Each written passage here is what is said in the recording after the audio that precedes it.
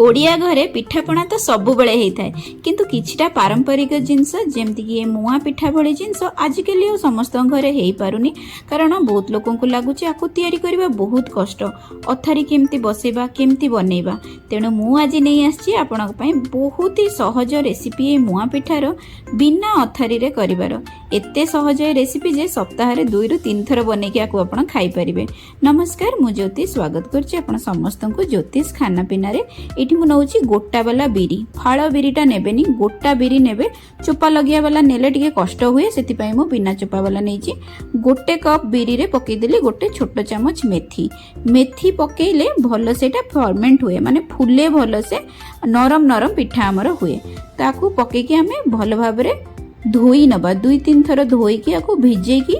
5-6 घंटा पई रखिदबा। तापरे नै जिबा चाउल गोटे गिना की ग्लास नै जांतु सेथरे मापिकी नेबे जेतिकी आपण बिरी नेबे तार ठीक 2 गुण आपण चाउल नै जिबे। गोटे कप मु नै जाइथिली बिरी एठी 2 कप चाउल दे दोछि आकु भलो भाबरे हमें धोई नबा 3-4 थर भलो से परिष्कार करिकी धोई सारिकी आकु भी हमें भिजेकी रखिदबा। बिरी आ चाउल को 6 ରୁ 8 घंटा जाए हमें भिजे नबा। मुझे खरा बेले आपको सब बतुराऊँ राति रे बाटिबी और राति सारा आपको फर्मेंट होगा छाड़देवी दुटा याक अलग अलग करके मुझे रखी आपड़ चाहिए एका सहित भी मिसेकी बाटी पारे कि बाटिला बेलू जो बिरी चाउलर आणाटा ताको टिके खदड़ा करके बाटिबे किंतु जदि अलग अलग बाटुचंती ताले बिरी को पूरा पॉलिश करके बाटी देबे आ चाउलटा को टिके खदड़ा करके बाटिबे। एते जदि टेक्निक रे जीवा को चाहू नांती नॉर्मल जो चकुली आण आपण घरे बनाउचंती चकुली खाइबा पई सेही चकुली को टिके मोटा करके बाटंतु।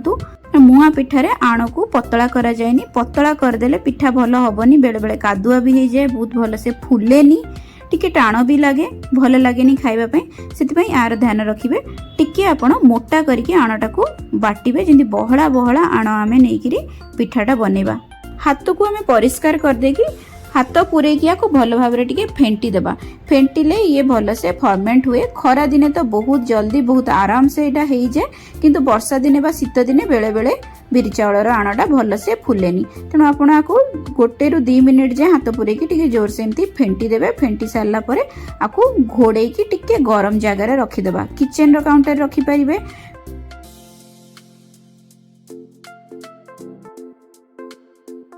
पाख जगह टिके गरम थिबो जदि बहुत भल से फर्मेंट हबो। एठी देखंतु सकाळे मु देखौची केते सुंदर से एटा फुलीची एई भली जितले पूरा फेण फेण होई कि बहुत भल भाबरे फुलीबो बिना सोडा रे भी पिठा आपनकर एकदम नरम हबो किछि तादरे पकेबा दरकार नै बहुत भल पिठा बनिबो। एबे हमें पूरा बनै देबा। एठी मु नडिया कोरा नै जाउची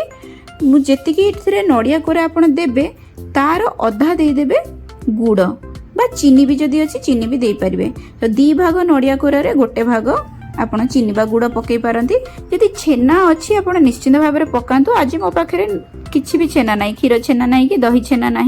पनीर भी ये यूज करें गुंड करके छेना पकेले पिठा अधिक भल लगे स्पेशली दही छेना पकेले पिठाटा बहुत अधिक टेस्टी होता है।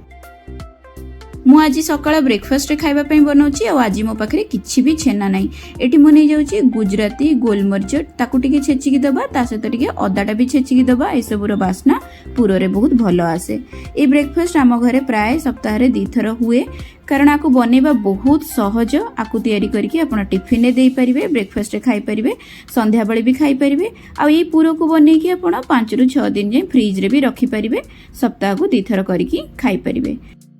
पूरा रेडी हो गला परे ताकू टिके ठंडा करिया पई छाड़ देबा 5-7 मिनिट पूरा गरम गरम पूरा आमे दबानी पिठारे। एठी मो आण नै जाईची आ सतरे टिके स्वाद अनुसार लूण दे दोची अधा आण मो यूज करची आउ अधारे चकुली किंबा अलगा किछि कर देबी जेति के आण आमे बनेथिले 2टा बड़ बड़ मुआ पिठा सेतरे आराम से हे जिवो। लूण को गोळेई सरला परे एठी गोटे कड़ेई नै जिबा कड़ेई रे पानी गरम हेले तादरे गोटे स्टैंड लगेई देबा। जदि स्टैंड नाही आपण गिना बा प्लेट जहार उच्चा बहुत कम हेइतबो ताकू रखी कि भी देई परिबे। एठी पूरा हमर ठंडा हेई आसिलानी आकू आमे आज गोटे प्लेट रखिकी बनैबा बिना अथारी रे बनैबा। तो मुझे जाली वाला प्लेट नहीं जदि जाली वाला प्लेट नहीं आपण प्लेन प्लेट भी नहीं पारिबे किंतु टिके थाली रो बंधटा टिके उच्चा हेइथिबो जेमती मुआ पिठा भलिया टिके मोटा लेयर पिठा बनिबो। एठी मोटे बेकिंग पेपर देइची जदि नाही आपण पाखरे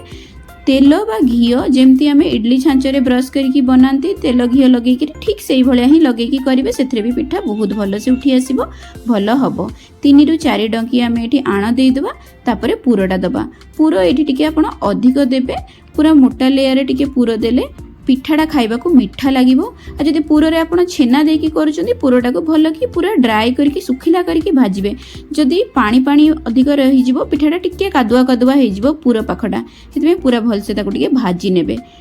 आणटार उपरे पूरा भल कि लेयर करदेला परे आउ गोटे लेयर आण आम उपरे देदेबा जिते आण दौरान टिके पतला लेयर देबे बहुत मोटा करके आम आण दबानी ना पिठाटा टिके साधा साधा लगे बेसी मीठा लगेनि खाइबा भल से आपको लेयर करदेला परे आपको आम घोड़े की रांधि नबा अध घंटा सिझिकी ही पिठाटा हम तो घोड़ेला बेलू जदि आप पाखे थाली घोड़ौंट आउ कि कर ना जदि ये कणा वाला किसी घोड़ौंट घोड़णी ताकू एमती सील करदे टिके आण नहीं पूरा स्टीमटा भितर रहिबो पिठा भल कि सिझिबो घोड़े की आंच को कम करके पूरा अध घंटा छाड़ीदबा यहाँ सिझापी एवं अध घंटा हो गलानी खोलिकी आम आपको चेक करके देखा पिठा सिझी कि ना गोटे छुरी बा बड़ काठी किंबा लुहा खड़िकार पछपट को लेकिन एमती भितर पूरेकी देखिए जदि सेटा पूरा सफा होगी पलि आसो क्लीन आसो किसी लगे जानवे पिठाटी पूरा सिझी जाइए जदि किसी लगुच छुरी रे जानवे आउ टिके समय ताको सिझेबे आउ 5-10 मिनिट सिझे नेबे पिठा को काटिबा पूर्व टिके ठंडा करदेबा नले गरम गरम पिठा पूरा नरम थाए भांगी जिबार चांस थाए जदि पिठा उल्टौचंती ताले छुरी रे प्रथमे साइडटा को एमती छड़ेई नेबे तापरे ऊपर प्लेट रखिकी उल्टै पारिबे पिठा नहले डायरेक्ट तारी भितरे काटिकी भी काढ़ी पारिबे जदि तेल बा घी ब्रश करचंती ताहाले भी पिठा आराम से उल्टी आसीबो किंतु पिठा को आउ टिके ठंडा करके उल्टेबे पूरा गरम उल्टीबनी भांगी जिवो पिठा आकु एबे काढ़ीकी आपण